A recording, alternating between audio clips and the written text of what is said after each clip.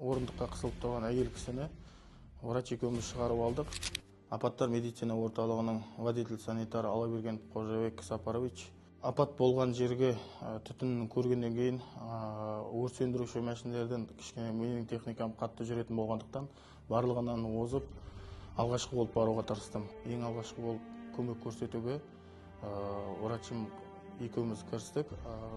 Шығарған адамдарға фельдшер көмек көрсете берді ары қарай. Орындыққа қысылып тұрған әйел кісіні врач екеуміз шығарып алдық. Врач ары қарай команда берді, мына қапталдағы кісілерді шығара беріңдер, мен іштен жүкті әйелдер или балалар болса соларға қарай бара беремін деп біздерге команда берді да өзі ары қарай кіріп кетті.